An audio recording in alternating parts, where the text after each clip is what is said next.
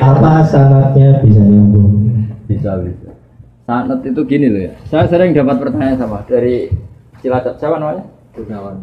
Oh bagus. Gunawan tuh manusia ada gunanya. Iya kan? Orang kaya jutawan kan gitu. Tukang pewarta hartawan. Tukang ada gunanya. Maka kalau nyuruh sama ini gunanya banyak. Ya semuanya nyuruh pakai ini aja. Pasti gunanya banyak. Jadi orang kalau kaya jutawan. Pewarta, wartawan. Ya. Kalau orang kelayaban bisa lawan wisata, tukang kelayaban kan? Jadi apa? Lawan. Kalau banyak gunanya, gunawan. Kalau banyak masalah, masalah. Begini ya, jadi ngaji saya di YouTube itu dari awal sudah saya ikhlaskan lillahi. Dan otomatis secara sanad itu tersambung. Yang ada syarat ketat itu kalau mau jadi mufti. Ya jadi apa? Mufti itu orang yang punya otoritas menghukumi halal haram, syarat tidak sahnya sholat atau syarat sah tidaknya nikah itu nggak boleh hanya sekedar ngaji di YouTube. Tapi kalau syarat ingin tahu kebaikan sudah cukup. Karena kebaikan itu ma'ruf, mudah dikenal oleh Jadi kalau syarat-syarat yang ketat harus ketemu gurunya, ngaji lama, terus akhlaknya harus baik, hafal Quran, hafal hadis itu syarat untuk mufti, ya Pak? Mufti itu begini loh, fatwa sesuatu yang jelimet itu namanya mufti. Kalau sampean kan nggak perlu seperti itu. Makanya dengar ngaji saya yang bisa dilakukan, yang nggak ditunda itu sudah selesai. Dan potongannya ya nunda semua. Misalnya saya ngaji, wajib gak orang nyaur utang? Ayo jawab. Wajib. Tahu toh? Ditunda apa langsung? Tunda. Ketika kangen keluarga wajib gak terus ingin pulang atau ngirimin? Tapi ketika ada tadi tonton cabut gitu pikirannya mulai macam-macam. Nah, kenapa kalau mufti syaratnya ketat? Karena mufti itu akan menimbang hukum yang kayak iya kayak tidak. Itu harus orang alim, nggak boleh hanya lewat YouTube. Saya beri contoh ya Mas Gunawan ya, kayak iya kayak tidak. Misalnya gini, saya beri contoh. Kerja di Korea itu baik apa enggak? Kalau melihat sisi jauh dari keluarga agak baik. Tapi apa artinya deket tapi enek? Enek itu raine ketok terus rezekine atau ketok. Itu namanya enek. Jauh tapi gak enek karena weselnya kirimannya banyak. Lancar. Nah kalau istri kamu rata-rata nelpon kangen orangnya apa kangen kiriman? Kiriman. Nah itu kan terus ketika ada orang tanya baik mana merantau sama di rumah itu pas itu cuma itu hukum sosial tapi seorang mufti pasti gampang kayak iya kayak tidak.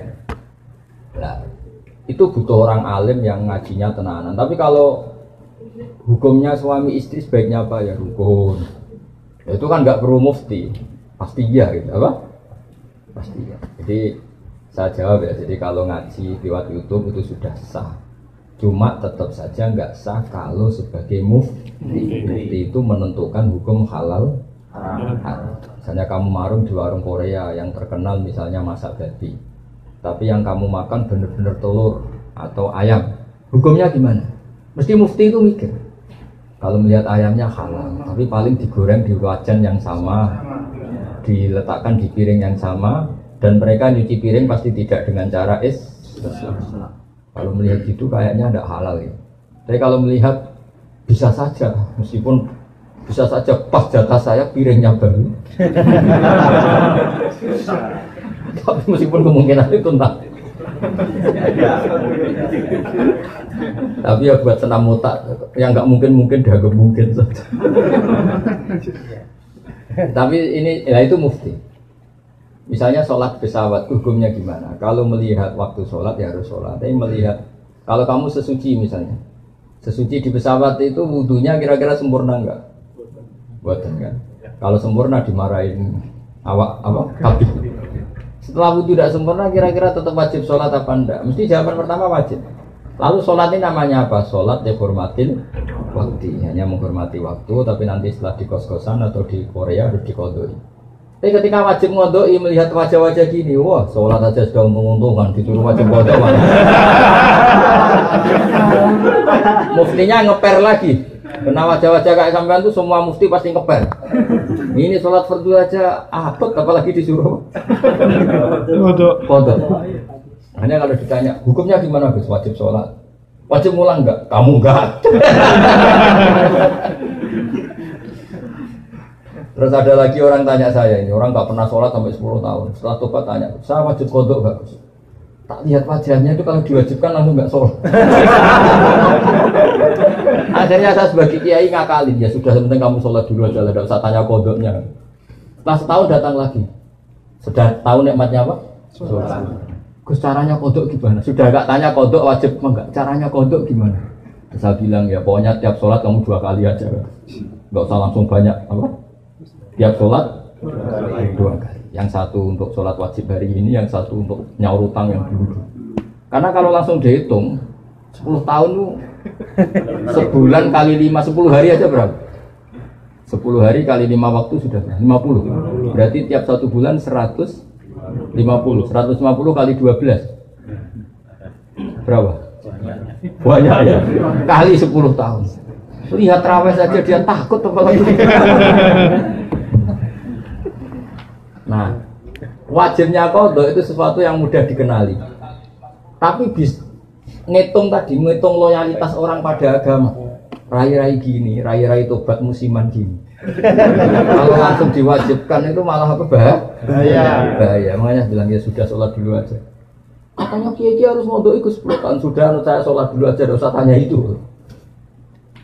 Makanya dulu tuh ada cerita unik. Ini guyonan saya sebagai penghormatan pada Korea palsu ini ya. Ada kiai itu kan rata-rata anaknya cantik. Kalau anaknya tidak pati cantik itu ya rapati kiai. Kiai betul itu rata-rata anaknya cantik. Karena istrinya rata-rata ya cantik. Kalau kiai istrinya jelek ya agak musibah.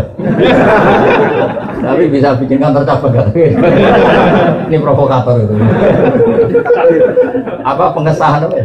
Pakai kartu apa? Enggak, kantornya itu. Dia mengistilahkan istri kedua itu. Singkat cerita itu anaknya itu cantik. Ya dulu itu enggak ada akses ke dalam kecuali harus jualan apa? Air. Jadi ada orang santri itu agak nakal dia. Ingin tahu ningnya kalau dalam bahasa pondok itu nih.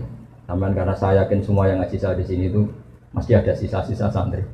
Karena orang Indonesia hebatnya gitu, kecilnya mesti dolanan di musola, nguyaya di musola, ya kan? Baiknya orang Indonesia kan? Iya kan? Karena rata-rata kita pas kecil itu kan nyon sewu miskin, yang ada jeding itu di musola. Sekarang keluarnya tampir-tampir di Indonesia ke saya gitu, semenjak masjid bagus, kamar mandinya bagus. Kadang orang mau ke masjid itu bukan karena ingin jamaah, kudu ngising di rumah lari ke masjid. Ya kan sekarang banyak enggak? Banyak karena kamar mandi masjid lebih bagus. Yang parah kalau mau tidur Kang Ali, di rumah enggak ada AC, enggak ada kipas angin. Kalau ngantuk masih ke masjid. Kipasnya dinyalin. Di daerah kamu ya gitu. Di sini. Di kos-kosan nggak ada kipas, di sini masjid ada. Ada sih, malah sih di sini. Itu mau itikaf kok mau nikmati hidup. Nikmati hidup. Ya alhamdulillah kok Allah nggak apa-apa lah. Dekat masjid sudah baik. Meskipun niatnya tidak baik, semoga tetap apa? Baik. Singkat cerita dia itu pura-pura jualan apa? Kiainya senengnya begini. Ben baru kayak anakku disenengi banyu murah soalnya. Kiainya wali jadi tahu kelakuan tadi santrinya tadi di Barno biarin dapat air murah loyal. Lama-lama dibilang gini sama kiai. Kamu seneng sama anak saya? Iya Pak ya. Syaratnya kamu harus jamaah di depan 40 hari. Kalau itu selesai nanti kesini tak nikahkan sama putri saya. Oh semuanya bukan main. Dia jamaah terus di depan. Ini di Masjid Haram, ceritanya di Mekah. Enggak di Seragen, enggak di Solo. Jadi ini cerita kelas internasional, bukan kelas apa? Setelah itu sholat semangat dia. Ya, syaratnya 40 hari di soft awal. Ya imamnya tentu imam masjid haram, enggak masuk imam enggak ini. Kalau di sini enggak jadi wali 40 hari belum jadi wali.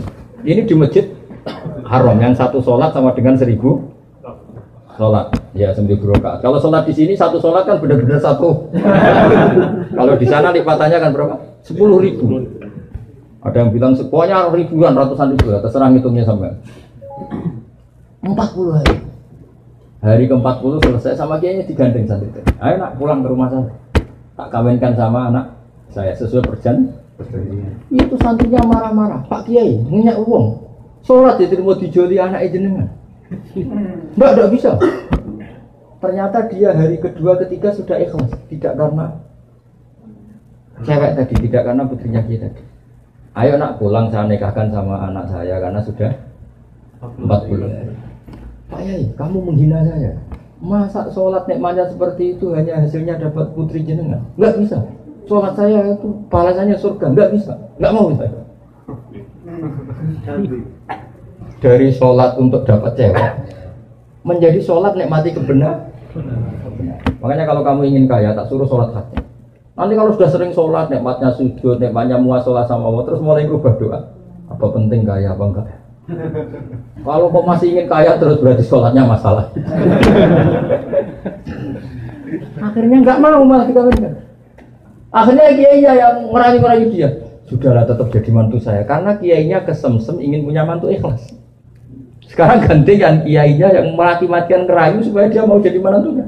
Karena ingin punya menantu ikhlas. Bisa dibuktikan ya. Mau nyoba itu. Mekah dulu. Dan contohnya ada harus Mekah. Misalnya Anda ingin kaya, dijazahi, disuruh sholat saja. Lama-lama nanti Anda akan muhasabah, mengkoreksi doa Anda. Betul enggak, betul enggak.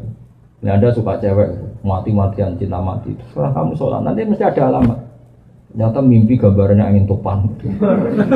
Saya pernah punya teman sholat istikharah, gambarnya itu angin topan. Ya macam-macam. Ya itu jadi itu artinya wasta'inu bisabri apa? Karena kita tidak pernah tahu yang maslahat untuk kita itu ke depan itu apa, kita tidak pernah. Makanya semuanya kita serahkan pada Allah Subhanahu. Mungkin sampean kalau hidup di Jawa karena tetangga roh kiai kadang rapati senang. Karena kadang jadi gawan tonggo, tapi gara-gara di Korea melihat Islam gak hidup malah sampai jadi kiai. Kalau di rumah jadi kiai RT saja nggak ngangkat ya. Tapi kalau di sini langsung kiai internasional. Iya, kalau kiai di Indonesia namanya kiai lokal, kalau sudah di sini Roisab. Jadi itulah hikmah yang dikersana Allah Subhanahu. Makanya berharap semoga keberadaan Anda di sini benar-benar ikut menyebarkan sujud, tauhid, tasbih di dunia. Ya sudah ya, cukup ini.